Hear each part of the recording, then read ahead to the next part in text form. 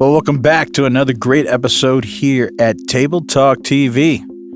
Continuing on the theme, the Mormon, is it a conspiracy? Is it a premeditated agenda? Is it just coming up with the times, realizing that they're going to have to do something so they can still be relative? We're going to talk more about it, so stay tuned.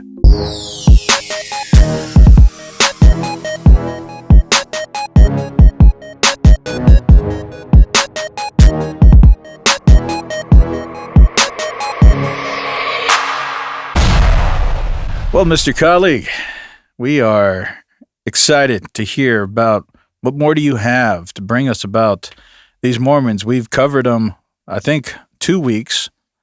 The previous episode, we covered the Jehovah's Witnesses. And now, you want us to go deeper. You're telling us they're not just doing it again. They're going to do it anyway. We're gonna do it anyway. We're gonna do it anyway. But when you don't have something, what you have to do is make correlations. Like, let's say that you wanted to prove that you are a part of, let's say you have this big company and you wanted to prove that you guys have been around since 1890, like you're a company that's over 100 years old. But you don't have no real evidence to do that. But what you can do is make correlations. Stuff like you're a soap company, but there's this old soap company that has a lot of history to prove that they've been around since the 1890s. Mm-hmm. But you can say, see, we've been making soap since 1890s because soap has been around.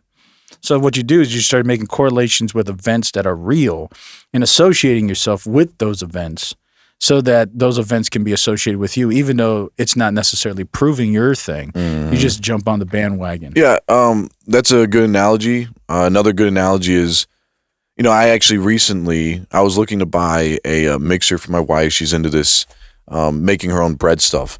So I looked at 2 mixers that she liked. One was KitchenAid, and one was Cuisinart or Quizart or whatever it's called. I found out one goes back to, I think it's 1970, and the other one goes back to the 1900s, like around the same, 1920. So one is 50 years old and one is 100 years old, give or take, the years and stuff. But the idea though is like if Cuisinart, which is the younger one, it's only 50 years old, if they started claiming that they're older than KitchenAid, and they could do that and they can get away with that, even claiming that they're older and that KitchenAid stole their idea and all this, or making some kind of weird idea. Nobody would be able to fact check them without the internet. But now, because the internet's here, we can all, just a quick Google search can tell you historically. And it's not just because Google's saying it. You can go check the facts, check the receipts. Many people are going to have receipts for KitchenAid. They go back to about 1920 time period, whereas Cuisinart is only going to have it going back to, I think it's 1970s is when they started. So there's just historical records on top of historical records that we can fact check. But it's the same thing. And so you have Mormons doing the same thing. And now, any kind of, it's literally like Cuisinart is going to start making up history. So that way we don't believe any of the history for KitchenAid. Now, of course, that all sounds really stupid. Why would anybody do that? Well, money, of course. Well, you can think of another thing. I don't know how many people who are listening think about it. There is a thing called the dead internet theory. And that's really usually correlated with something malicious. Like you have to have a deceptive intent to follow in that linear line. Normal people just go with whatever is factually happening because they're seeking a legitimate source of truth. But if your intent is not to propagate legitimate source, but to manipulate some kind of authority, this is exactly what you would want to do. And with the on-rise of AI, when you're saying that, it makes sense why people who are not diligently trying to figure out a genuine source of truth, but they just want to be seen as truth, they could use the same theme. So if any of these cults, if they want to continue muddying the waters, all they have to do is utilize more AI. They can create fictitious AI articles, AI documents, AI anything. And at this point, with AI generation, AI videos, AI bots creating dissertations and articles, and then manufacturing a linear line of like AI bots copying other AI bots. So there's like this big long chain of something that seems like this is legitimate.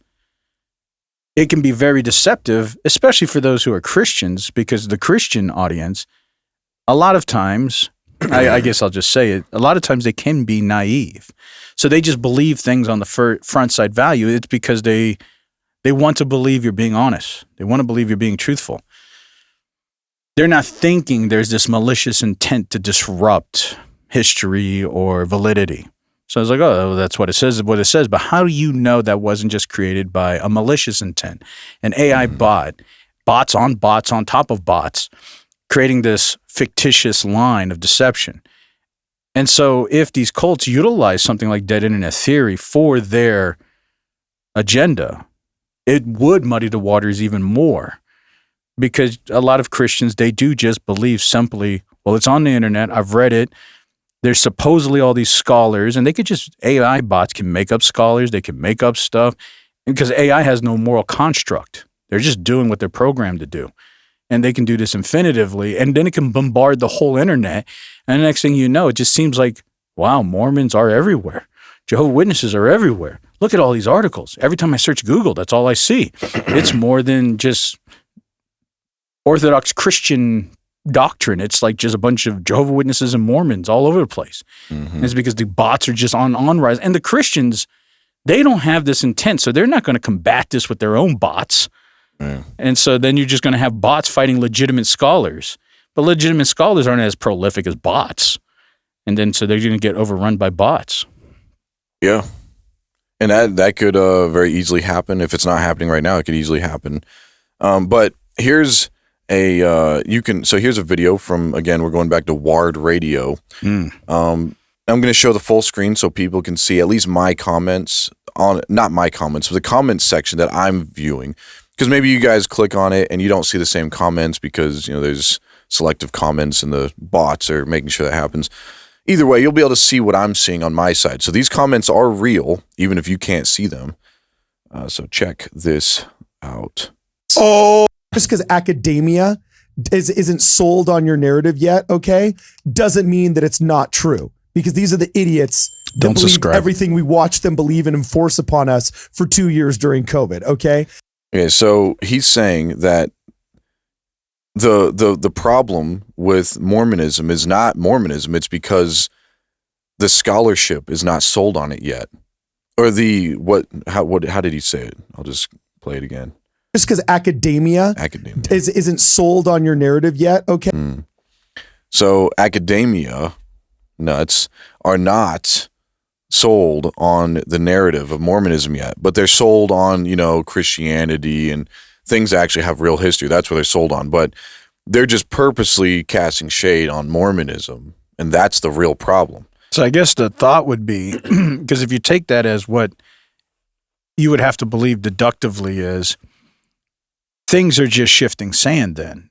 So whatever academia decides to accept, then that's just what we need to accept, and our time's coming. It's just not here yet. But that just means there's no foundation of truth. It's shifting sand. Today it's Protestantism or Orthodox Christianity, but one day it could be our turn. And whenever the tides are turning, we'll be there too. So don't can us out yet because we're not there yet. Our time's coming. But he did put that caveat, yet. Yeah. He said just because it's not sold on your narrative yet. But then, he connects it, though, to the whole COVID thing, saying, this is, look at what the academia and the scholars said about COVID, that it was real and you need to mask up and everything. And so And now we know that was false. So, what does that mean? All these historians and scholars and archaeologists that you're listening to for Christianity and all these other religious groups outside of Mormonism, that's probably all false too. Yeah, but the correlation there is a very interesting narrative, because a lot of us know that governments propagate things on purpose so that a lack of panic and a continuity can happen amongst its citizens. But that's quasi-deceptive. So this narrative, if you want to follow that, is saying, well, Orthodox Christians are the government in this analogy, and we are the real truth seekers, and they're propagating a false narrative, but eventually our time will come because we are the truth. That's what's the insinuation, because if you're correlating with COVID, we know that's what happened.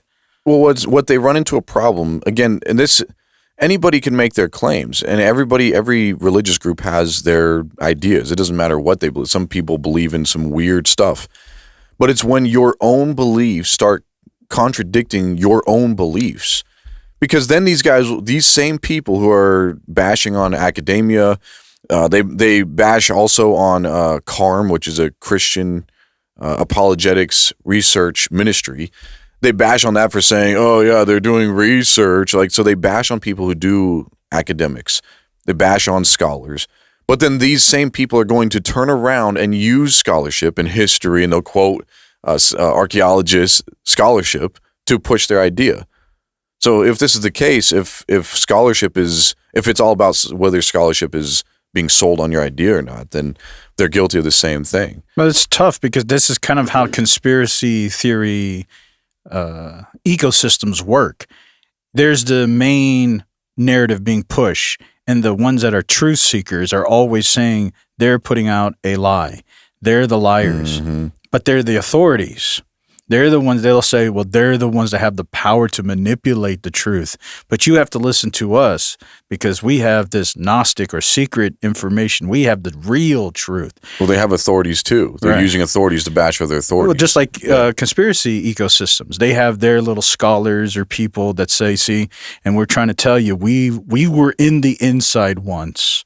We were a part of that authority once, but we left it and we found out they were really lying. And now they're a part of this conspiracy ecosystem. So they're trying to push out that same forefront, which is, well, there's a lot of people who knew COVID wasn't exactly what the government was pushing out. And we're kind of like those people. And we don't want you guys to get sucked into this larger narrative by the authorities. Well, everybody is, this is every group, because nobody sees eye to eye on everything. Even authorities all disagree. So no matter what group or scientific whatever you're a part of, you're going to have authorities that are bashing on other authorities. That's normal. So if Mormons would just stick to that, that's fine. Use authorities to bash other authorities. When you use authorities to bash all authorities, then they cancel themselves out. But that's the problem. That's a conspiracy. Yeah, that's the epitome of a conspiracy. That's it. Yeah. And so you can see, here, I'll show you the comment section over here that I can see. One guy said, anti-intellectualism is a hell of a drug. Tom Richin says, I don't think this podcast is stopping members from leaving. If anything, the arrogance will push more members to leave. Brianna Jean says, the fact you call anybody who disagrees with you an idiot says so much about you. And that's right, he did. He actually called academics idiots in the short clip we played. I could probably play more of this too. That's probably where he says, I didn't hear him say it yet. He does say it in that short little... Go ahead and play it real quick. Yeah, so I can hear I'll it. just scroll on the side so you can listen and read what people are saying. I'll start it over. Just because academia isn't sold on your narrative yet, okay, doesn't mean that it's not true. Because these are the idiots that believed everything we watched them believe and enforce upon us for 2 years during COVID, okay? And then second off, just because, we haven't nailed down the location of the Book of Mormon yet isn't because of a lack of good options, but an overabundance thereof. So anyway. Well, and there's one more point that doesn't make the Bible and apples to apples with the Book of Mormon, is that the Book of Mormon claims to be part of a lost civilization. Just because academia. Isn't that convenient? But he just said there's an abundance. So we should have an abundance of you can't have an abundance of evidence and a lost civilization. Like if there's a civilization, we can find it, like the Mesopotamian civilization or whatever. And that's way further back than the Book of Mormon claims. I mean, a good example of a lost civilization that there should be a plethora of evidence, but there's a lot of people who believe it was Atlantis. That's this idea. But we don't have all this evidence Right, for but it. it's a lost civilization. That's right. And a lot of people believe that there is a lot of evidence, but we just haven't found it yet. Yeah, sure. Then but that's what I'm saying. Well, there's overabundance because you can make the narrative is what I'm saying. It sounds like he's alluding. Oh, there is overabundance, just plethora everywhere. We haven't found it yet, but it's there. Okay, so that's he's saying there's but the boldness. He says it's not that there's not even a little. There's an overabundance of evidence out there. We just don't know where it is. It's like, well, how do you know there's an abundance then? Like, you're not just saying there's evidence. You're saying there's an abundance. Like, there's so much out there, more than we thought. There's actually more than we thought. We just haven't found it yet. Well, like, what is that? How do you say stuff like that? A lot of times where, like, again, back into conspiracy narratives, you have a little bit of evidence of something, right? Let's go back with COVID or something. So you have a little bit of evidence of something. And then, of course, your inner group of people are going to make that into a hyperbolic idea. Like you're gonna over exemplify this little piece of evidence. And then you're gonna say there is a lot of evidence here. And there is so much more. But then what do? You demonize the authority. You have to create the boogeyman. So then you're like, but they are suppressing it. They don't want to accept our evidence. And it's overwhelming. And everybody knows it. And of course, they're trying to utilize this straw man of the government and COVID because so many people were affected of it. And this is why this is a good example of manipulation. They choose something that is very emotionally charged, like COVID. And then they want to utilize the demonization of where people feel like they were cheated. And they know a lot of people felt that way because of COVID. And then they want to correlate that with academia or Orthodox Christianity. And then they want to say, but we are the ones who knew the truth. And I was like, man, that's a really dirty straw man because that's an emotionally heavy stigma. And people are going to try to say, you know what, that's right. It was like that. But that's a very dirty straw man. Yeah, well, this is why a lot of people are leaving the church.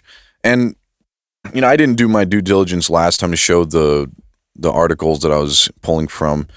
I'm going to do it this time. And one of the comments actually said it, we actually read it.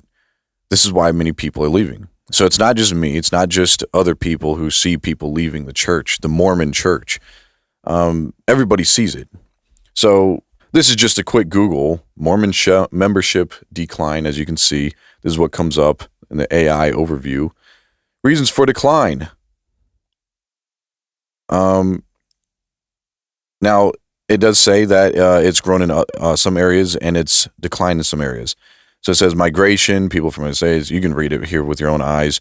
Secularization, fertility, retention, membership decline in some areas like California, Utah, West Africa. But Utah, that's pretty big. I mean, that's Utah. It seems like it's growing. U.S. It's just the U.S. There's no specific states. Anyway, so we go to here's a website, religionunplugged.com. So this is further down in the article. So she goes into all these numbers, and then we get to here. It says one of the main parties to this phenomenon, the online legal service Quit Mormon, has processed over 30,000 resignations for former members of the church. The site, run by Mark Nagy and Ryan Sorensen, enables members of the church to reconnect. You can read it yourself right here with your own eyes. So you have this orange spot. This is people still members. You have a blue spot, people unknown, and then this yellow spot for no longer members. I've actually talked with a few Mormons myself who are ex-Mormons, and they purposely they've tried to leave the church, but trying to get your name removed from the list is extremely difficult, and it's a long process. So what our friends do as ex-Mormons is just stay ex-Mormon. They don't go through the process. And it's genius. It really is. So what happens? Well, it conflates the numbers. That's right. Mhm. And that is what happens. So here's a different website. I'll bring you guys to. This one is by Jana Reese. This is April 12, 2024. So she puts a lot of numbers together and a lot of statistics. You guys can check this out. This is religionnews.com. If you guys are interested in reading this whole thing, we're not going to read it though right here. So here's the numbers. I'll just read this paragraph right above it. It says, in the U.S., where we have more information about how active church members are, there are signs of a reduced commitment compared to the past. So there it is.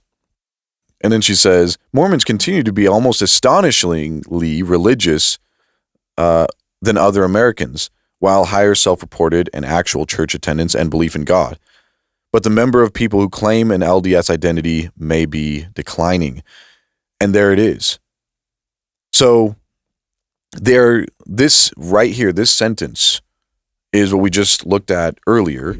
So you may see this, what she polled was a 1.4 growth, 1.4% annually, annual growth on average, overall. And we're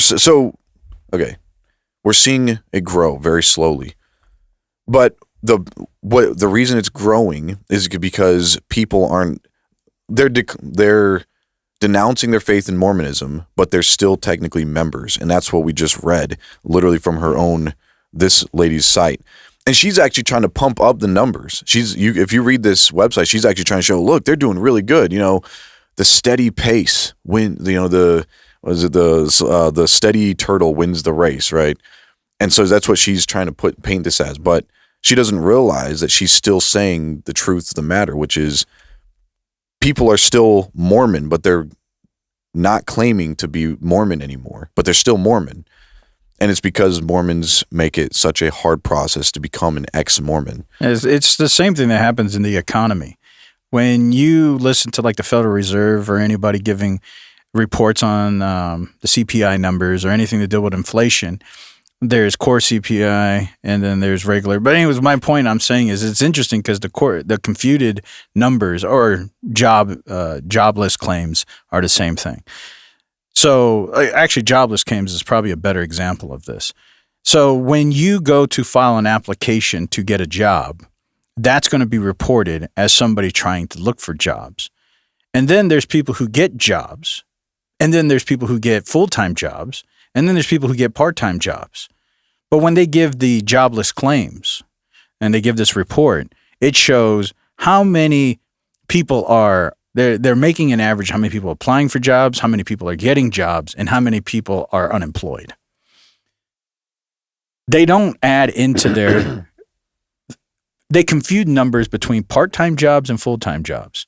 So let's say there's 300,000 people who got full-time jobs.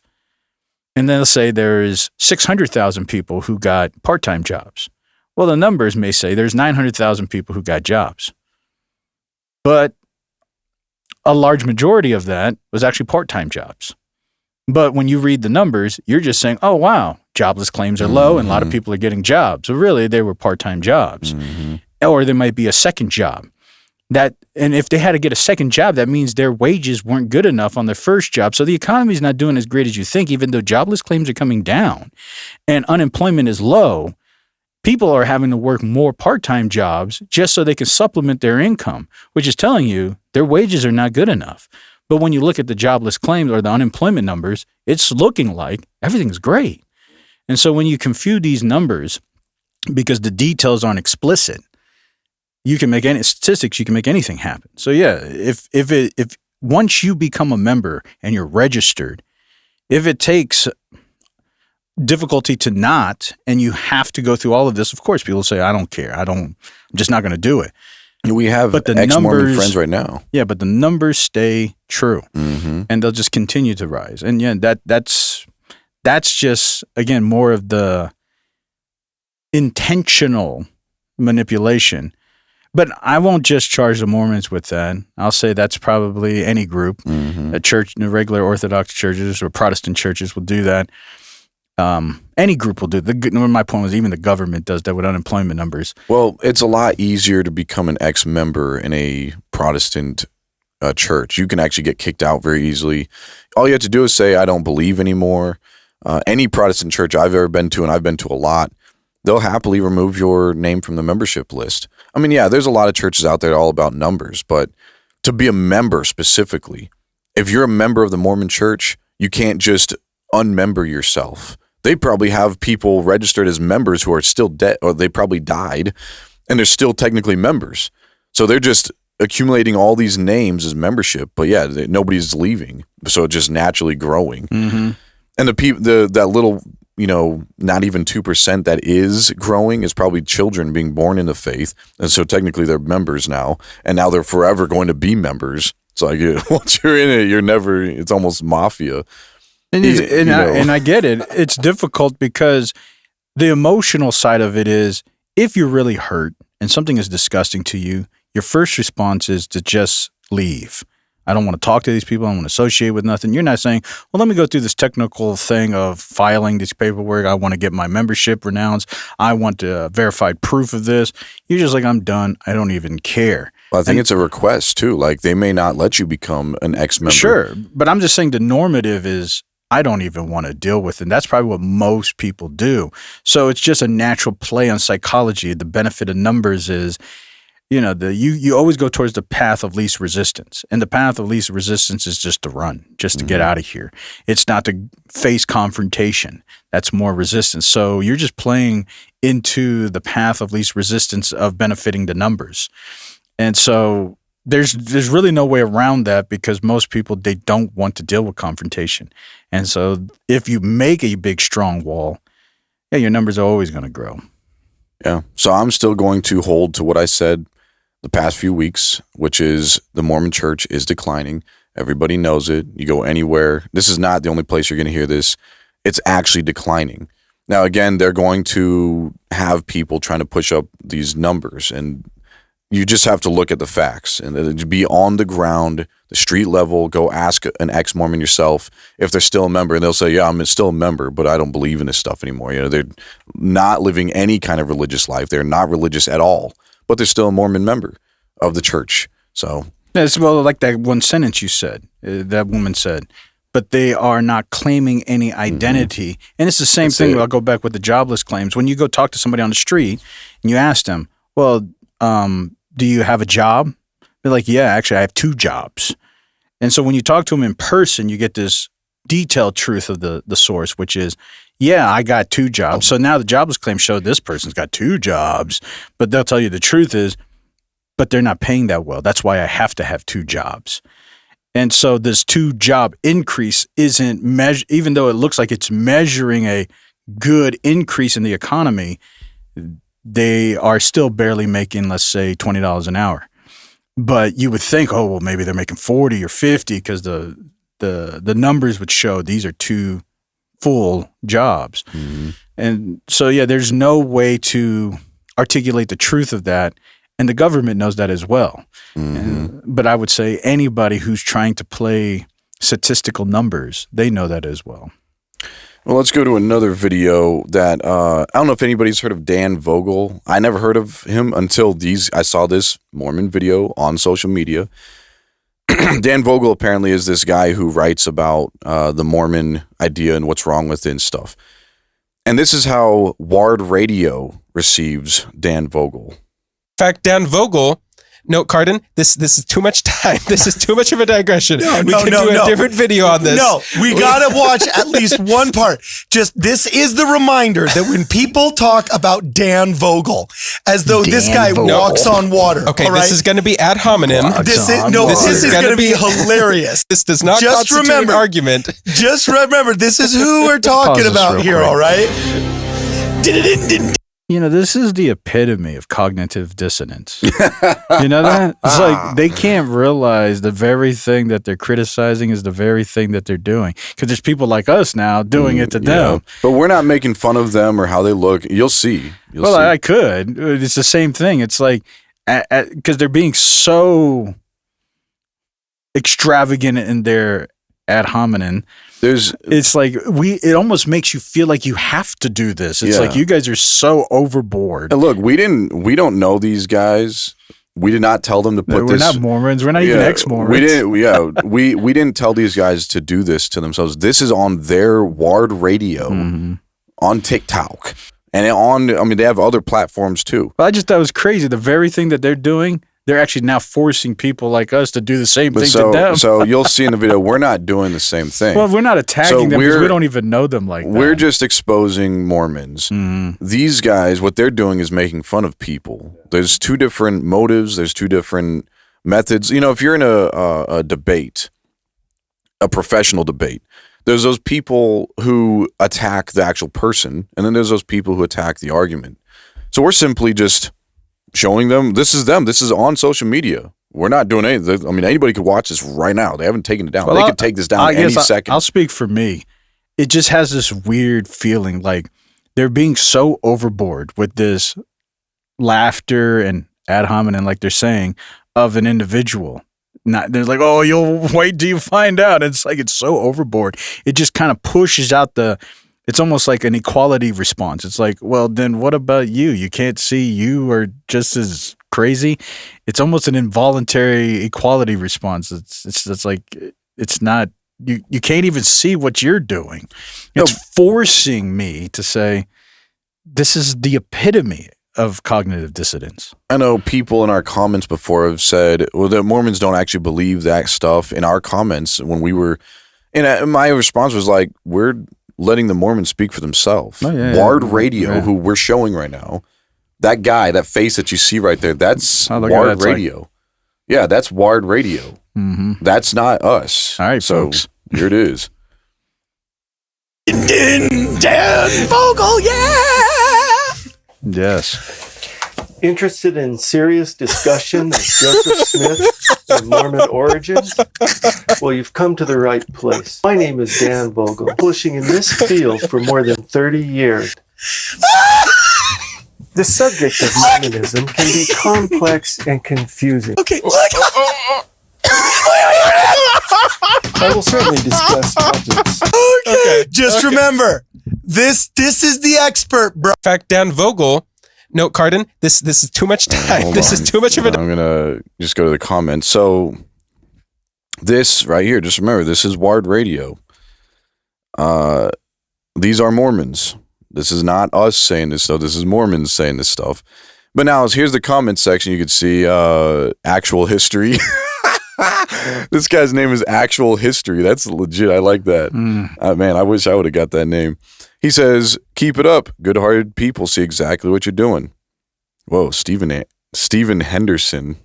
Thought that was Stephen Anderson. He says, as an active Latter-day Saint, I'm actually embarrassed by the lack of respect.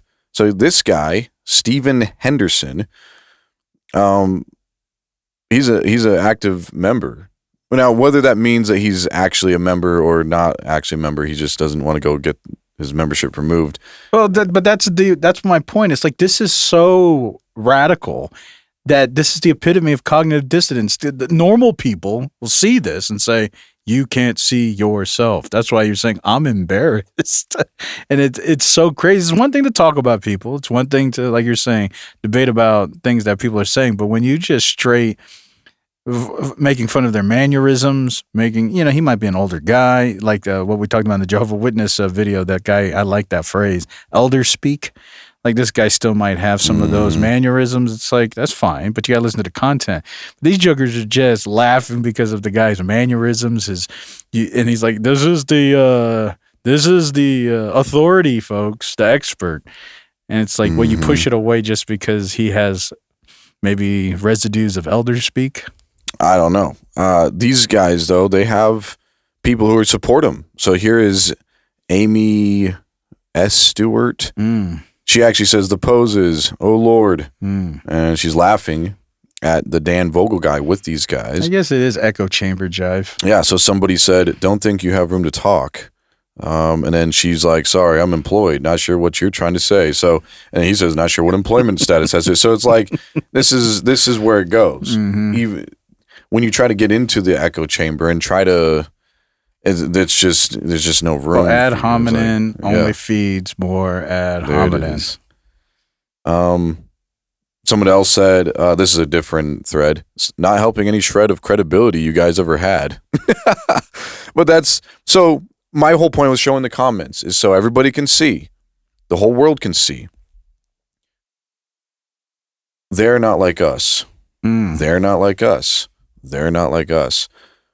Mm. We, the Christians, have history and the Mormons don't. That's just, and it's entertaining to see the Mormons grasp for history and then attack the very academia that is giving them this historical evidence. When they try to find any kind of historical evidence and they try to put it on Ward Radio or Faith Light Radio or whatever radios they have, they attack the hands that feeding them. So it's like, which is it? Like, can we trust history and experts in history, or can we not? And then are you just, if you bring up a historian, are you just going to laugh them out of the room because you don't like how big their nose is, or maybe they're too short for you or something? Like, is that how you treat arguments against your religion? But you have to if you don't have anything. I know. Ad hominem is the corner move. When you're shoved in a corner, the only thing you can do is like, oh, so you're that guy who wears the clown suit. And that's all you got, because you can't talk about the actual discussion because there's nothing left. Yeah. Well, here's some guy that they actually look up to. Oh my gosh. These guys. Let's get this thing up on the screen Let's so get everybody this can started. see that. This is Oh, this Joseph F. Smith. Jaggers looks like Oh my gosh. And you 1930 think Rambo. the devil would have power over that guy? Oh, that is the most BA. Look at how Totally. ripped he is. Oh my. So I'm not going to lie, that guy is pretty ripped, but that's beside the point. Yeah, those are the guys who built America in 1892. Yeah, he actually built it with his arms, Yeah, like his I know. own hands. He's actually what built Chicago He built that stadium. after the fire. Yeah, and that's good. Like, that guy is strong. Yeah, if I was Satan, I would not want to Forget Satan. It's all the demons. mess around and find out. Oh, yeah. They're the ones screaming, "Get me out of here!" I know. I would be too if I was in a room with that guy. Mm. So there's not really any comments, and there's two comments in there. You know, one guy asked, does the F stand for fielding? The answer is yes. So that's not Joseph Smith, like the founder of Mormons. That's Joseph Fielding Smith. Oh, I hope not. It said 1914. Yeah, I know. Yeah, well, we know how much they play with history, so it wouldn't be shocking too much. But that's some president of one of their wards, or whatever you call those little seminaries that they have. So that's who that was. But you can tell, like, this is what these guys care about. And, you know, if the Mormon president or prophet or whatever had a problem with this, he would tell them to take this stuff down. Like, maybe you're just thinking, oh, this is just one station on social media. It's still Mormons. These are, you know, gung-ho Mormons. And yeah, their ward, their church could tell them to take this stuff down, but they're not. So it's not like these guys are representatives of Mormons. It's not like we're saying, oh, this is the epitome of Mormons or whatever. That's not what we're saying either. But it's just, to me, it's just as stupid as when people put up pictures of Jesus and he looks real buff and it looks like he's fighting Satan, or they're arm wrestling, you know, that famous picture where it's like he's arm wrestling Satan, and they try to show him as a really strong man. When Jesus' whole epitome of talking was nothing to do with physical dominance and strength. Forget even physical, even political and sociological. He wasn't telling people, hey, you know what? We need to go ahead and defeat Rome. The zealots were trying to get him to do such things. And so he wasn't even into that. So to think that what matters is this guy's buff. This is what the spiritual world cares about. It's like, oh, wow. Now that's something. We can't mess with buff man. But what about Jesus? He probably was like a 5'9", scruggly Jewish man, like any other Jew. He probably wasn't sitting around pumping tables all day, lifting wood. And so, where does this correlation even matter? Why does anybody think about your buffness has to do with anything spiritual? But it reminds me of what their Doctrines of Covenant talks about. In section 130 in the Doctrines of Covenant, they make it very clear. And I don't know if you guys are familiar with single or one kingdom, two kingdom kind of theology. In the Christian faith, like Martin Luther and John Calvin Protestant and theology. Augustinianism and stuff. Yeah. This is beyond that. This is way beyond it. But it makes sense why they would care. Because as a normal Christian, you would think this is silly. Nobody cares about how buff Jesus is or how buff Paul was or if Peter was like lifting iron. Nobody cares about that. Nobody even thinks that it matters at all. Well, Charles H. Spurgeon does talk about how strong Jesus' arm is in one of his sermons. Oh, yeah? Yeah. Are you talking about like the strength of wrath? No, like his arm is strong enough to hold you.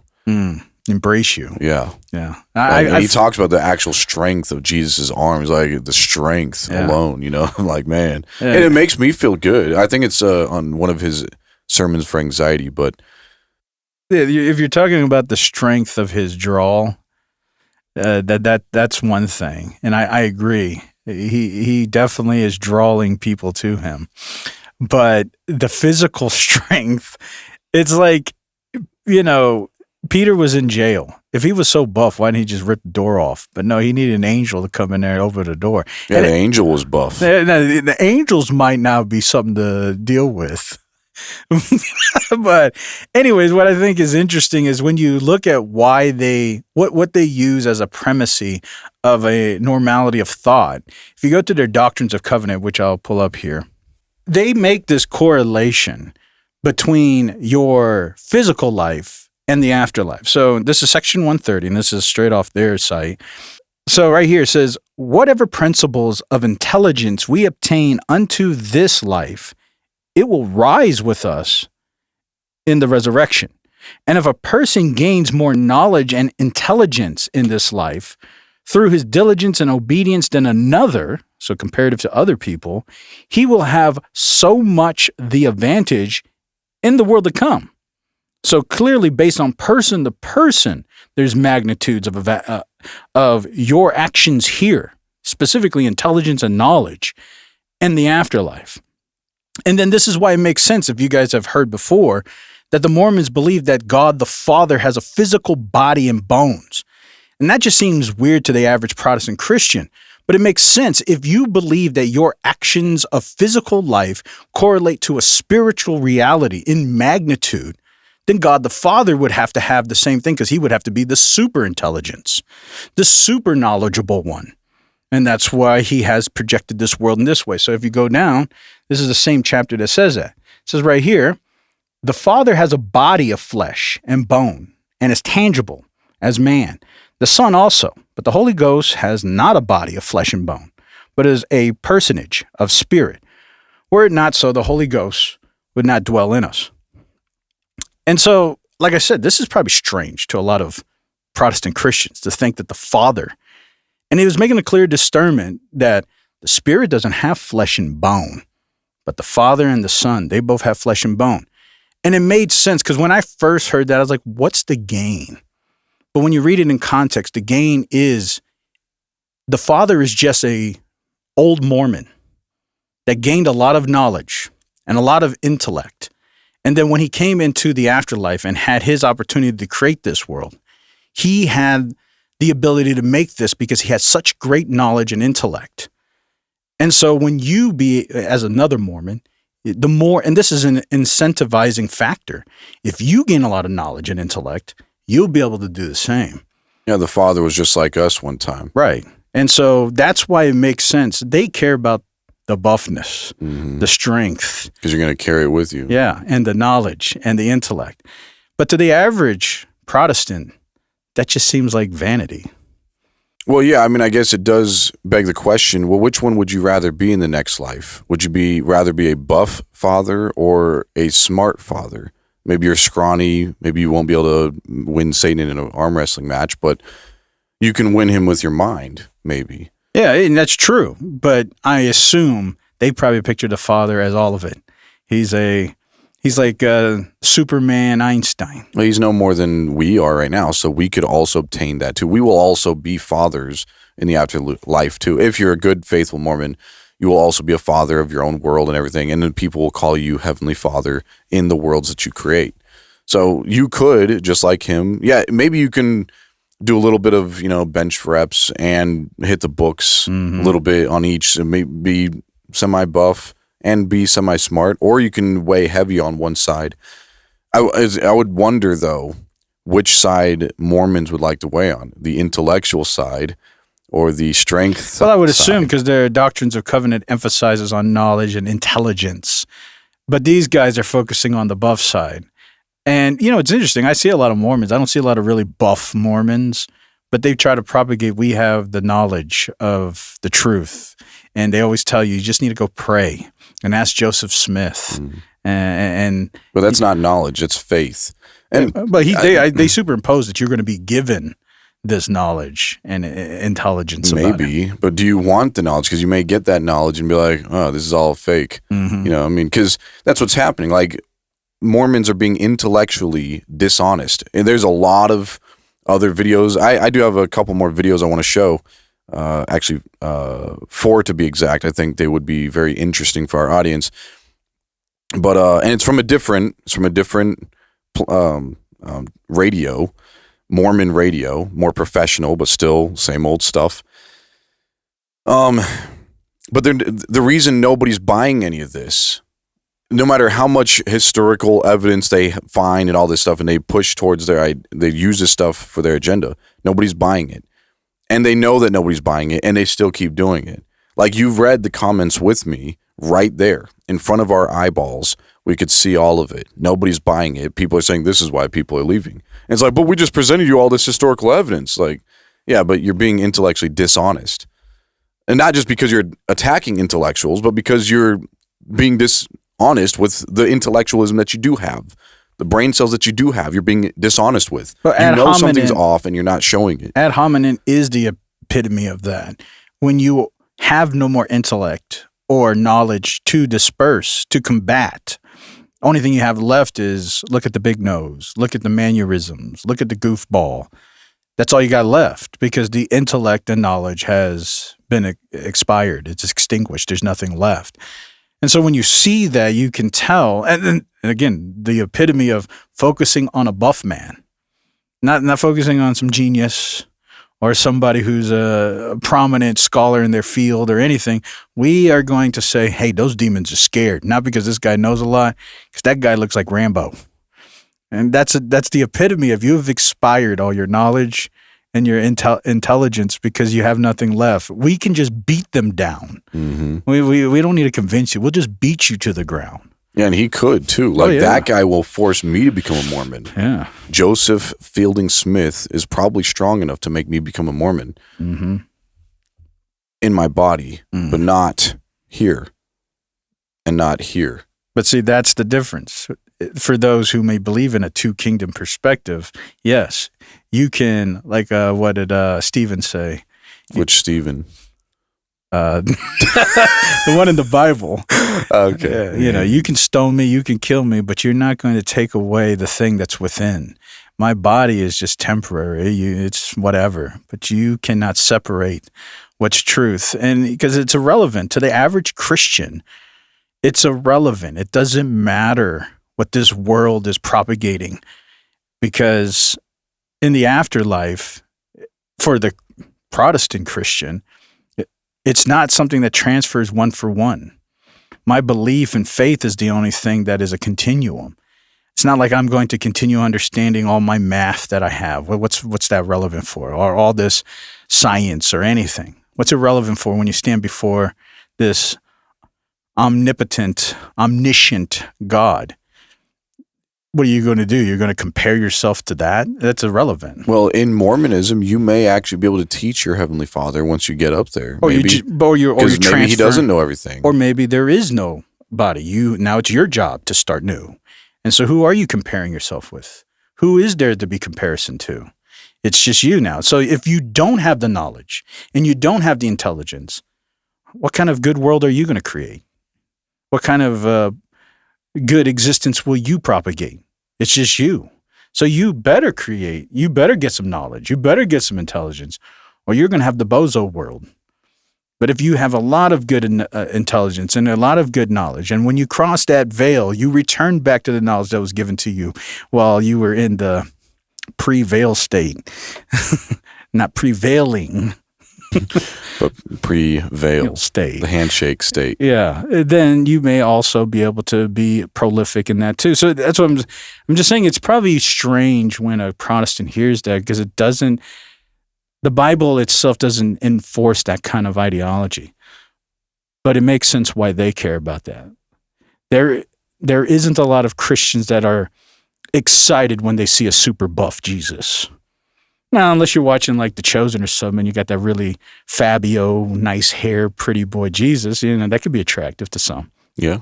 Yeah. And indeed he is. But you didn't hear that from me. But that's not what's going to draw you to be devout and lay your life down. But if he had blue eyes, then it would be. Like a husky. Like a Russian. You're into that. Well, I'm not. I'm speaking for a friend. Of course. God forbid that. Father Heavenly. Yeah. Yes. .com. So now let's see, Wade Rodeo. Wade Rodeo. Wade. Yeah, Wade Rodeo over there got us good. Rodeo. Riding on all kinds of horses, causing us to be falling into the ad hominem nonsense. But that's what I'm saying. Yeah, see, maybe they are just like us. Well, it's addictive. Maybe we are just like them. It becomes addictive because when you see that magnitude of that ignorance, it causes you to reciprocate. With more ignorance. Yeah, because you can't have an intellectual conversation about someone who's making fun of people. So it makes you make fun of the people who make fun of the people who make fun of the people. Yeah, and it's an endless chain. So it's just it's better not to associate with that if you're really trying to seek the truth. It's entertaining, but it's not probably going to lead you anywhere useful. Yeah. Well, what else you got, Mr. Colleague? I thought you'd never ask. So here is, I believe his name is Parker Walbeck. If we can't trust media, who can we trust to tell the truth? This is a non-exhaustive list of other organizations and individuals that also do not hold all truth. None of these are the arbiters of truth. Now, there is truth contained in all of it, but it is not the job of any of them to tell truth. We need to understand that there are motives behind all the media we consume. As one example. Okay, so this is LDS Fair Radio. So this is a completely different radio. This is LDS Fair. This is a lot more professional, but the same stuff. So, example, I pulled these website screenshots from a prominent ex-Mormon podcaster who puts out hundreds of videos convincing and trying to lead people out of the church. And what do you know? He has a service on his website called Faith Crisis Transition Coaching that you can buy for a mere $375 per session. You can get help leaving your faith after he has helped you leave your faith. If we don't understand the conflict of interest there, we are not very good critical thinkers. We need. Okay, so he pulls one ex-Mormon and says, yeah, this ex-Mormon is making money off of ex-Mormons. And that's good, but just before that, at the beginning of this video, and he's going to keep on repeating himself at this point, so I'll go to the next video after this. But Can we trust? Right here, he has this list right here: government, science, universities, top-ranked Google researches, Facebook fact checkers, my therapist, myself, ex-Mormon podcasters. Of all these, of course, everybody's motivated by money, but that doesn't mean that what they're saying is false. So I'm not defending the guy, this random podcaster or whatever that he's pulling out of his hat, but the truth is truth. Even if someone's selling it to you for a price, it's still the truth. If someone gives it to you for free, it's still the truth. And he's encouraging people to be critical thinkers. And I really hope they listen to him. Well, what he's saying isn't false. The issue is you can't be biased anywhere. I'll go one step farther. Don't think that your pastor sitting in your pulpit, at Sitting at the church, wherever you're going, isn't susceptible to the same weaknesses. So I'd go a step further and say the Mormon church, your Protestant church, anybody, your best friend, your wife, your husband, it doesn't matter. Nobody is going to say, like he's saying, all truth. Nobody has that. So this is another straw man. I know. It's just playing on the guys that there is all truth somewhere in human form. Like there's an entity, a human created entity that has that. And it's like you yourself aren't don't have all truth. Well, he himself is charging for this event. Right. So does that make what he says less valid just because he's making money, and probably more money than that ex-Mormon podcaster? Well, let's take that even to the next level. What about people that don't charge anything? Does that make them more true? Well, I know that's my point. Like if we apply his same rules to himself, if anybody does a quick search or ask somebody, how much did he get paid for this event? Maybe he didn't ask for it, but he's still getting paid for this event. So that's a motivator. He didn't have to do this event, but there's money involved. So maybe he did, maybe he didn't. But should we just say, just because we can pull up your account information, see how much you got paid for this event, everything you said is fake now? No. I mean, we're being critical thinkers, like you said. But the opposite, that's what I'm saying. The opposite is just as true. Just because you do everything free doesn't mean you have truth either. Mm-hmm. So I'm not going to disqualify you because you get paid, but I'm not going to qualify you because you didn't get paid. Either way, those are non sequiturs. Yeah. And again, people in the comments are saying the same thing. What makes you a trustworthy source? Mm-hmm. And so in his defense, he's not saying he is a trustworthy source. He's saying your critical thinking is so he's pointing people to critical thinking, which I can value that. Yeah. That's good. And that puts the free will choice in the hands of the audience, not himself and his muscles.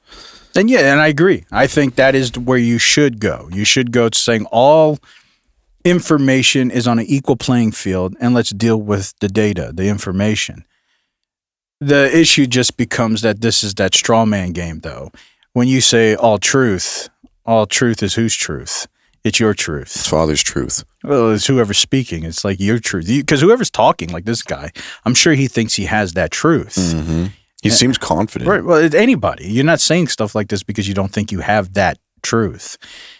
But then again, the same platform falls, which is you're not going to say you don't have all truth, do you? And at that point, it's like, well, if you're wrong about one thing, this feels so stupid. But when you say you're wrong about one thing, how can we trust you on anything? Yeah, but you become like Eric Hovind. Yeah, that's what I'm saying. It feels funny saying such things. Good job, Max.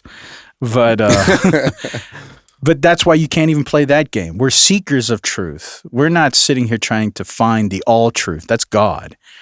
But we're seeking truth. So we are balancing information fairly. We're not playing a proxy game. Like, I am not saying I shouldn't read Mormon material, or I shouldn't read atheistic material, or I shouldn't read this because, that could dilute the truth. Mm-hmm. No, if there is a truth and I'm seeking truth, then that's data is available and I need to parse it fairly. When you're already being biased, you're already obviously saying the truth is not accessible except to a fair group of people, and we need to be the arbiter for you because you yourself aren't able enough to decipher this truth. So let me go ahead and block that for you.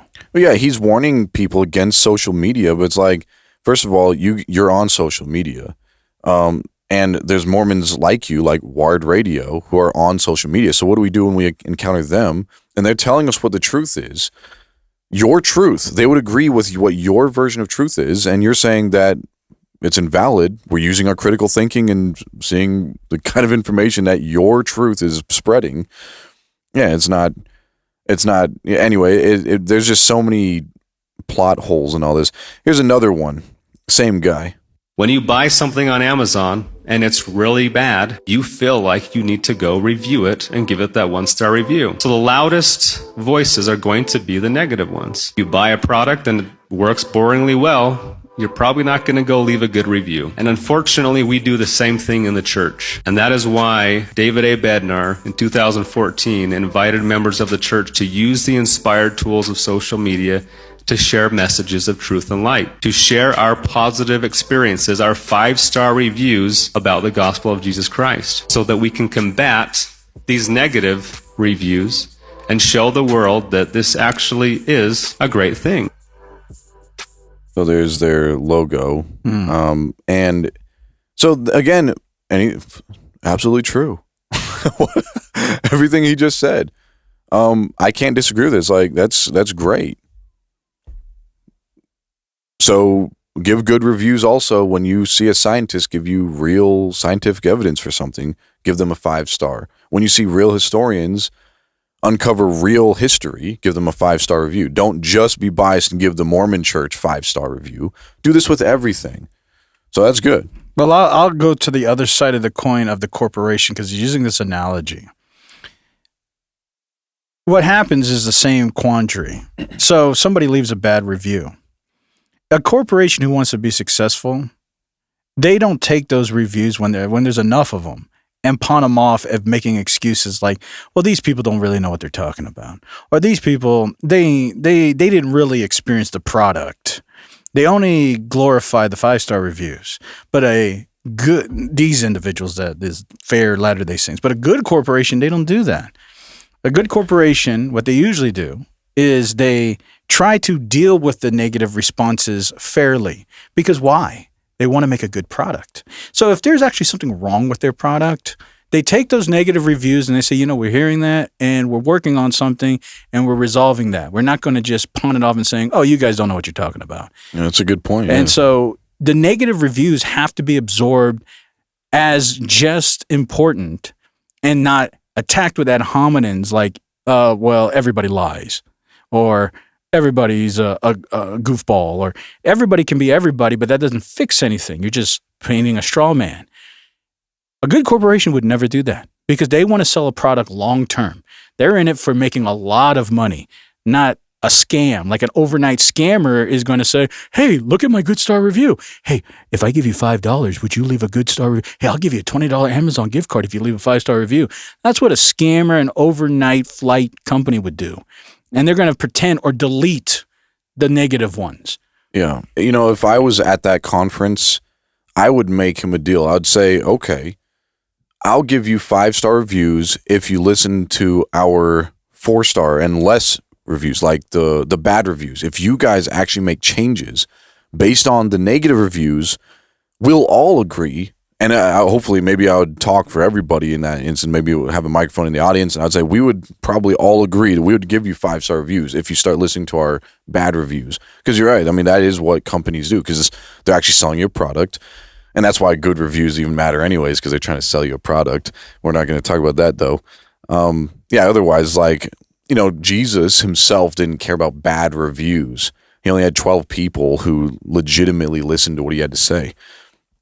So there was a lot of bad reviews in his day, but he wasn't trying to sell you something. Same thing with his disciples. His disciples were preaching and they were getting beaten and imprisoned and everything else. They got bad reviews because they weren't trying to sell you something. And let me rephrase it. They didn't care that they got bad reviews because they weren't trying to sell something.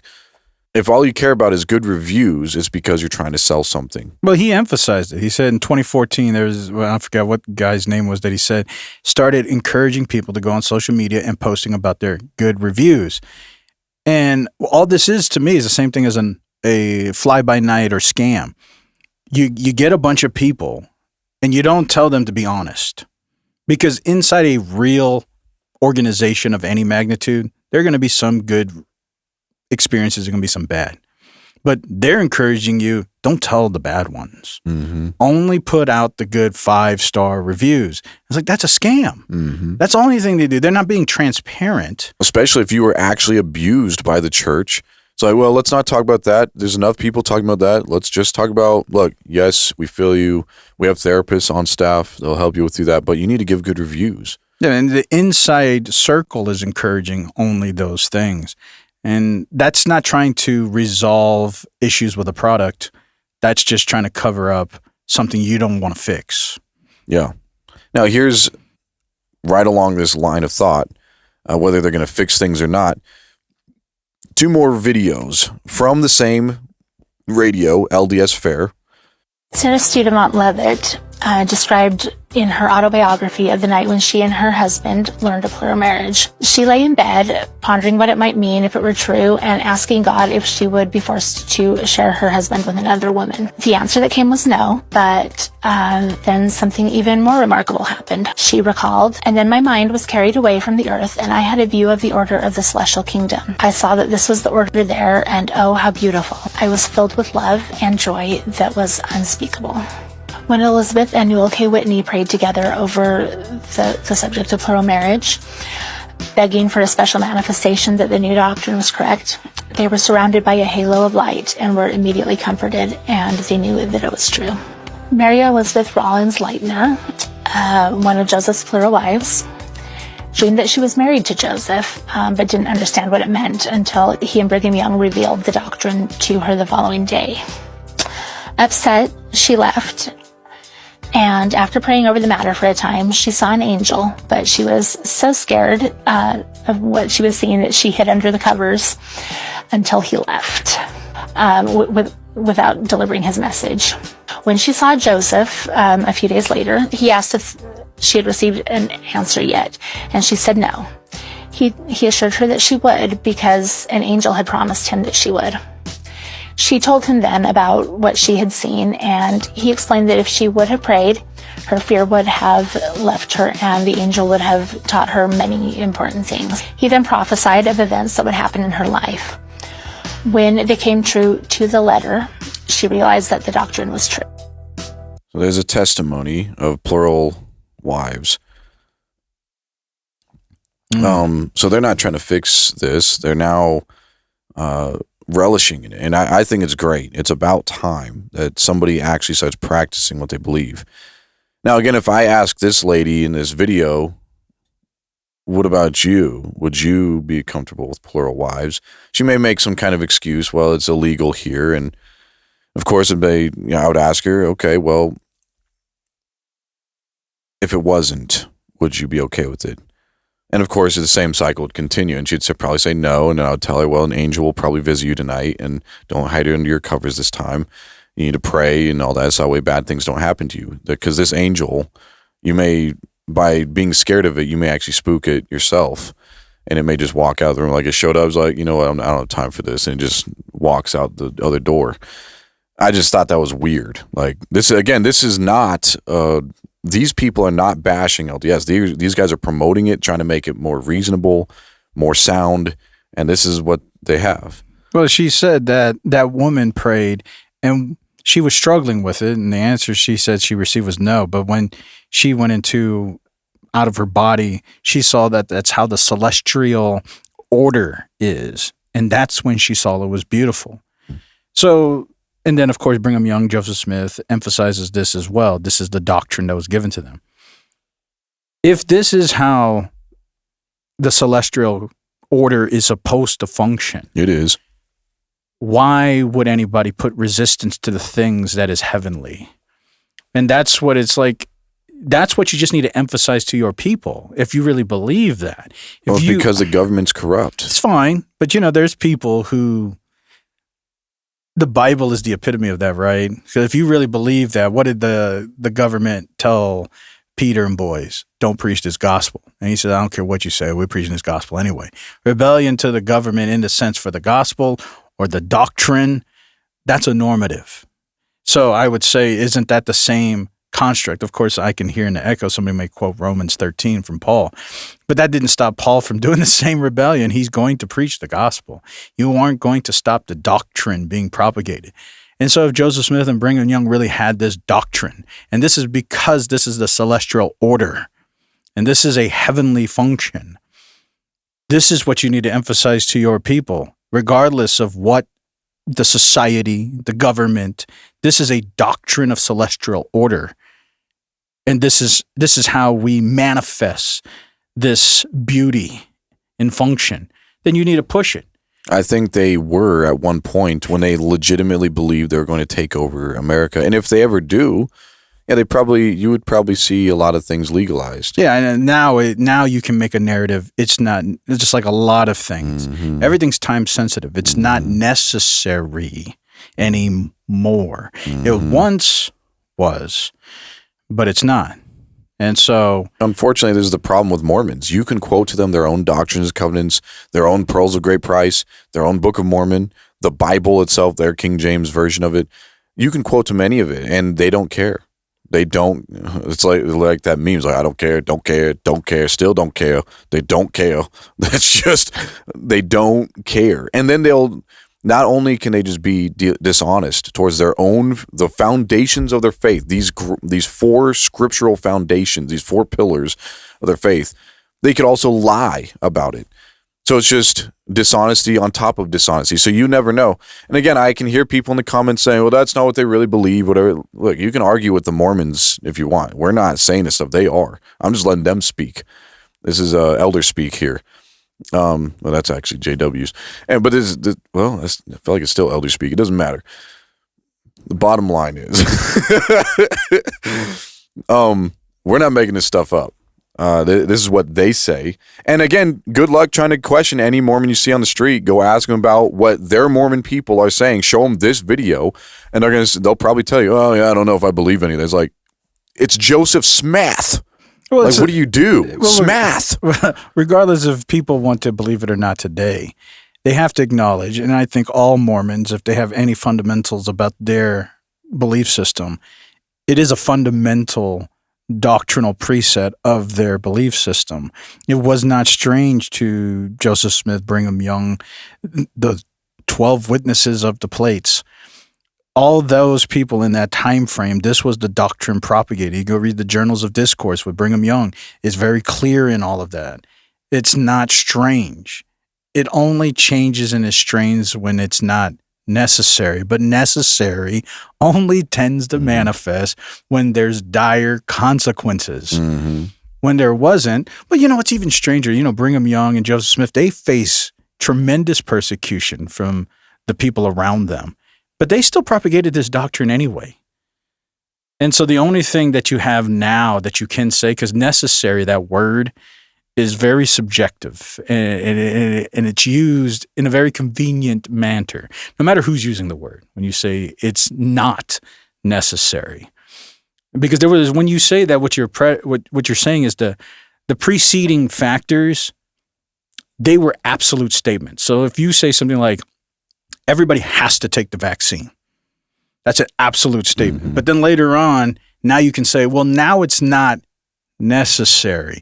The only time you use that phrase is because you made an absolute statement, but now you don't want to seem contradictory. So now you say, now it's not necessary. But the first foundational statement was propagated as though there was never going to be another option. And that's why everybody believed it. Because if you would have told them in the beginning, well, it's not really necessary, well, people might not have done it. You forced an obligation, you made a consequence, and it was an absolute statement. Later on, you want to change it? No, it's not necessary now. Well, there's actually been videos of people going up to Mormon women and men, asking them, who's more important, Joseph Smith or Martin Luther? And I'm not talking about the reformer. Martin Luther King. Yeah, the king. Yeah. And every time they say, well, Joseph Smith, of course. Mm-hmm. Joseph Smith was more important. But yeah, and then you read, it's like, it just makes me want to ask him, have you read anything from Joseph Smith? And would you still feel that way after you read it? Can I read you some quotes? And that's when they don't care. It's like, again, don't care. I don't care what he said. He could have been a racist, polygamist, misogynist. Who cares? Could have been doing things to children.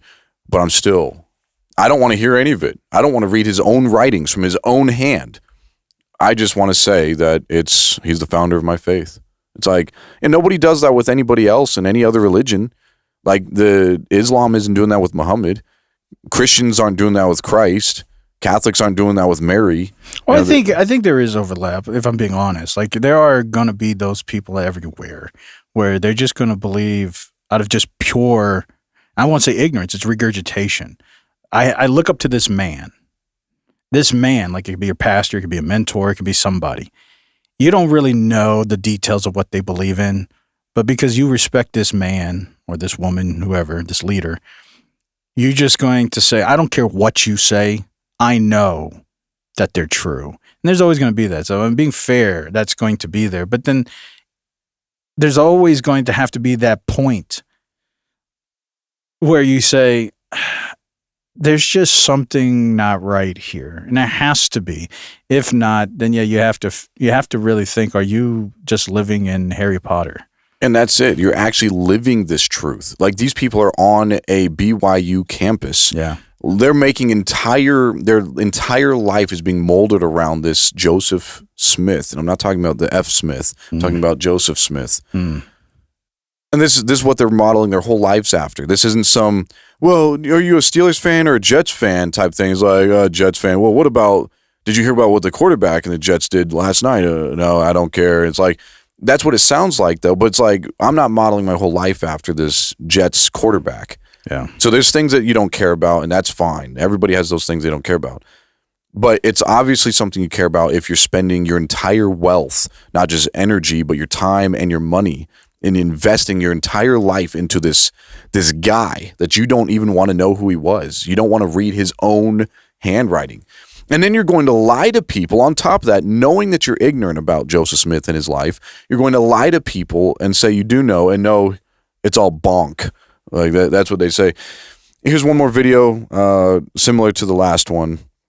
Before you show that, I just want to emphasize and always, because there's empathy here, which is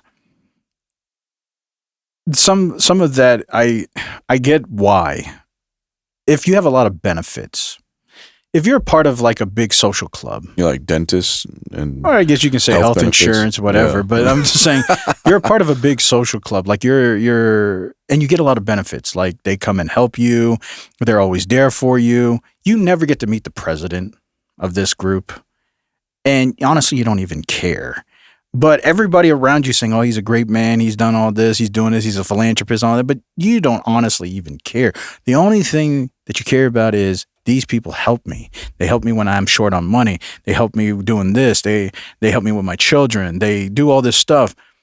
And when somebody attacks the president, which you don't even know, you're going to say, I don't believe none of that. And I don't care what you say. If that was true, then all these other people wouldn't believe him either. And so it goes to that false narrative belief, which is, they can't all be wrong, because if so, why would they keep being here? But if everybody does that, it's a circle of an endless loop that never solves anything. But that I understand. The benefits of social groupings and parasocial relationships, they're going to bind people more than truth a lot of times. And so when I see that, and I've seen those videos you're talking about, like some of them say, would you rather kill a puppy? Mm-hmm. And what they're really emphasizing is, I have something very valuable here. And what you're trying to tell me to do is give up the thing that really helps me in my life, my physical life. Not so much the spiritual thing. Of course, everybody intertwines it, but I have a really good thing going here. And you're trying to tell me that I should give it all up because of truth? And as we're talking, yeah, that matters because we care about truth. But when you think about just life in general, that's a really tough thing to sacrifice for this metaphysical reality, because you have to give up a physical benefit. Well, this is the same thing everybody's doing. If you are an atheist, or if you believe in Muhammad or whoever, you believe Muhammad is the best man who ever lived. And you're trying to get everybody else to believe that too. Who knows what's actually true? Maybe he was the best man that ever lived or whatever. But the problem, the fact of the matter is that you believe he is, and that's why you're trying to propagate it to everybody else, because they're saying, I don't see it. What about what Muhammad did here? Muhammad did here. And then you can look at that and say, yeah, and here's why that's the best thing still. He's still better than anybody else. Like, I have this real gem that I found in this field, and that's why I sold everything I own, purchased this field, because this one gem. And that gem is either Muhammad or Joseph Smith, Jesus Christ, Mother Mary, whoever. Whatever that gem is that you are holding dear to, you're going to give your life for this gem. You've already given your life. You sold yourself to this field just for that one gem. And now you're spending the rest of your life trying to show everybody, look what I found in my field. Look at this gem in my field. The problem, though, is you have to actually believe it yourself. So if somebody is asking you questions, well, let's look at this gem. This gem may actually be pretty cool. Let me look at it. And you say, well, I don't know. I don't want to actually look at it. It's like, why don't you want to look at this gem? Well, I don't know. I mean, I know a lot of people tell me what it's like. It's like, why don't you just look at it yourself? Like, look at the gem, the diamond, whatever it is. Look at this gem with me. You bought this field. You sold your whole life to buy this field for this one gem. Let's look at it. I don't want to. It's like, this is your field. This is not my field. I didn't devote my life to this. You did. And you're proclaiming to the world that you found the gem in the universe. You found it. You finally found it. And you don't even want to look at it. There's something wrong with that. It's like there's just something wrong. In your mind, you did this, and now you don't want to look at your own gem. Just sell it then. Sell this field to somebody else. Go get a better field, because there's probably better fields out there with better gems in there. But they don't want to do that either. So it's like, what are you doing? Like, what are you literally doing on earth? But like I was saying earlier, you there's this level of thing, what you're telling, not you per se, but anybody who's arguing, and this is just rhetoric in general, but then there's faith. The reason they don't want to look at it is because they know because it's faith. Faith isn't, you can't prove it. So there's a chance I could be wrong. And because I could be wrong, if you're looking at your physical life benefits, most people can't live with themselves in a direct contradiction. They can live it with a quasi-contradiction, like I don't really know. But if you really know, that's very difficult for most people. So the best thing to say is, I don't want to. I don't want to look at it because I still don't know. But then why'd you buy the field? Well, because why this field and not the field down the street? Because just like anybody, if you get social and parasocial benefits that you couldn't find somewhere else. You can find those benefits in every field. You can find tooth benefits, dentists, medical. You can't say it's that easy. Different people have different comfortabilities. You're raised in this. Your family's been in this. This is generational. This is just comfortable for you. And it's just passed down to you. It's easy. You don't have to go find another friend group. Fine. Then say that. My daddy owns this field, and he told me there's a gem out there. A lot of them do say that. Yeah, well, not in these videos. They're saying, I believe that this gem is it's more important and more valuable than the Martin Luther King Jr. gem. Yeah. My field is more valuable than the field down the road with Martin Luther's gem in there because my field is Joseph Smith. It's like, well, have you looked at the gem to see if it's worth But that's more? what I'm saying. No, but I don't. Anytime people are resistant for examination, it's because they know there's chances that they can lose that. And what that tells you is there's something greater than that to them. What is the thing that's greater than the truth? It has to be the social and parasocial benefits. That's the only thing that exists for them. Because if it wasn't, then you're right. They would just examine the gym. They literally have a book called The Pearl of Great Price. But if they don't... So it's like, have you looked at the pearl? Let's look at it. I don't want to. It's like, why not? That's right. Why not? You wrote a book about it. Because... somebody looked at it. Because there's a chance that I have to give up all of these things that I've been so accustomed to. It's okay. You can find all those things and more at a different field. But you have to start over. It's okay.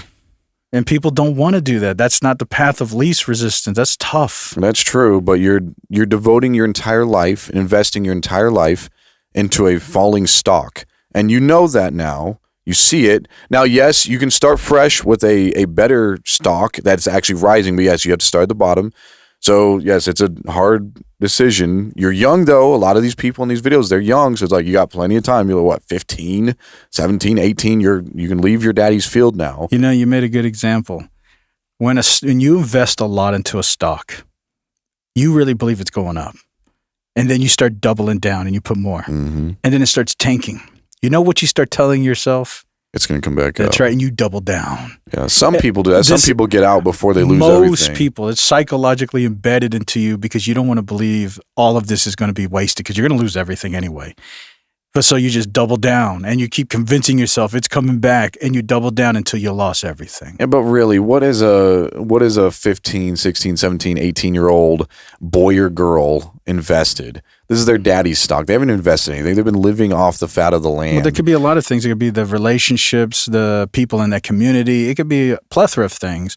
Maybe it's just ignorance. They don't know that other fields exist. And they're not allowed. Well, I guess nowadays they're allowed to start looking at other fields. But yeah, before they weren't allowed to. I'm just saying this is not just Mormons or Jehovah's Witnesses or cults. This is just common within people in general. They're in abusive relationships and they convince themselves it's going to get better. Stockholm Syndrome says, I really do love my abuser. The common notion that the negative is actually going to be the good or the better or it's going to change is a natural reaction because you don't want to feel like everything was wrong. I'm wrong. I got deceived. I'm a loser. So you keep trying to find a way to convince yourself that that's not true. And the easiest way is just don't look at it. Just avoid it. Well, on that note, we can look at this gem again. Let's look at the gem. And we don't have to show it to you. The LDS Fair will show you. And I honestly, my hat is on for them.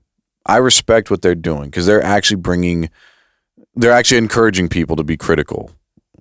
So, that's and good. Yeah, I agree. That's good. Yeah, and that they're actually showing you, let's look at this gem together. So you can know, is this the field you want to invest in? Women, do you want to be married in the celestial heavens above? Maybe not here on earth, but in the celestial heavens above. Do you want to share your mans with multiple women's?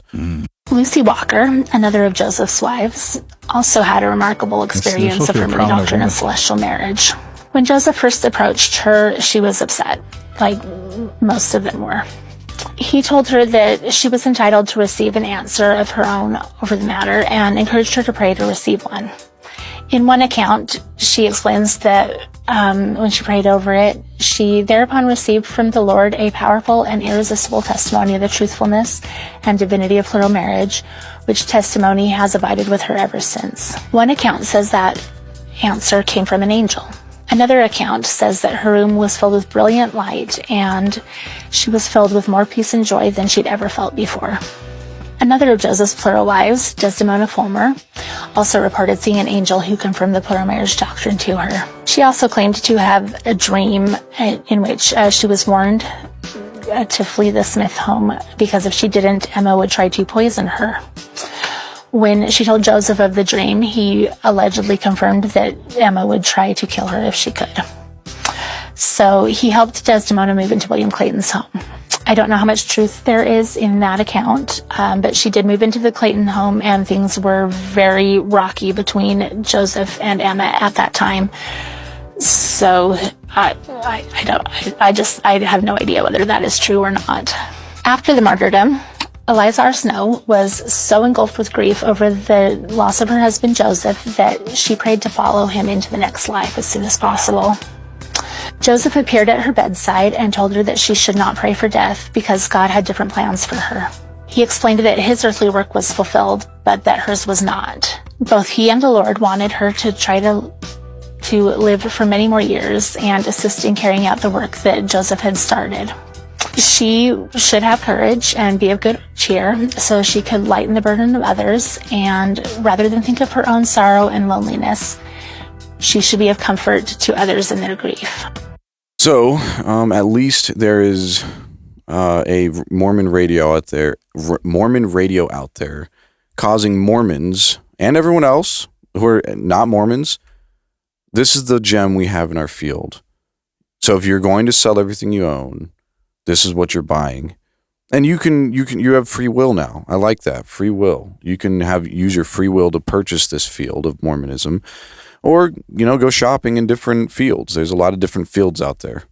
Yeah, but, like I said earlier, when people propagate things like it's not necessary anymore, they don't have to take those things as the gym might have been original, but now we don't have to be like that gym anymore. And so they can live comfortably, not participating in what that founder wanted to. Well, in this life, but in the next life, the gem is still the same. You're going to be wedded to one man with many wives. So there's going to be many wives to one man. Whether that's here on this physical earth or in the next life, that's the truth of the matter. That's right. That's the gem you're purchasing. It's a part of the celestial order, but you don't have to participate with it here if you don't want to. Right. And most people will probably be comfortable with that because they would say, well, who has control on what happens in the afterlife? But in here, I don't have to participate in that. Yeah. And for most people, that's probably good enough. And I would say the same thing for a lot of things. Like if somebody told me, hey, invest in this stock, you're going to make a lot of money in this life, but in the afterlife, you're going to lose and be poor. A lot of people is going to take that and say, you know what, I can't control what happens in the afterlife, but I'm going to have a good one here. Mm-hmm. And that's kind of the game that's being propagated. It's like, you don't have to do it here, but just know it will be like that in the afterlife. And most people will just say, well, fair enough, fine. I can handle that. Yeah. And that's a gem. You have to decide if you're going to purchase that or not. Yeah. It's convenience. Yeah. Enough said.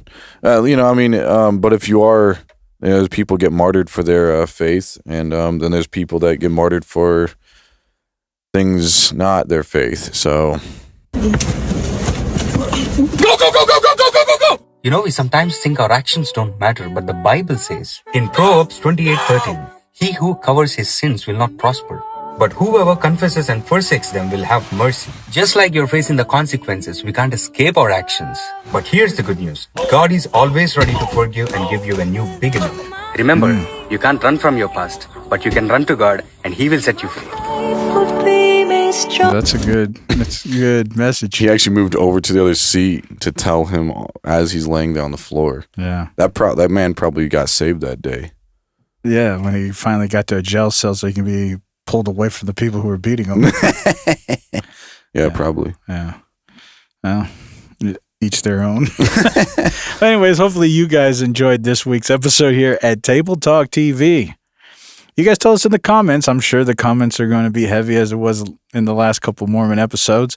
But you guys tell us, do you think that the doctrines that are propagated by the Church of the Latter-day Saints of Jesus Christ is something that you want to continually follow? Do you believe in the history that they're trying to say is overwhelmingly obvious? Do you think that that's the thing that you want to plot your life to? And do you believe what we perceive to be an actual conspiracy, that they're doing this, they're going to do it anyway, no matter, even though people aren't, that nobody's buying, their history that they're trying to propagate in all these social media platforms, and they still don't care. Like, you read any of the comments in Ward Radio, nobody's believing anything that they have to offer, but they're still propagating the same nonsense. And so we speculate that the reason that they're doing this is to pull Christians down to anybody who opens their mouth about history. Doesn't matter if you have history to back what you're saying or not. As soon as you say, well, historically, the atheists and agnostics are just they're going to roll their eyes, and they're going to block their ears, and they're going to stomp their feet. And they're going to walk away.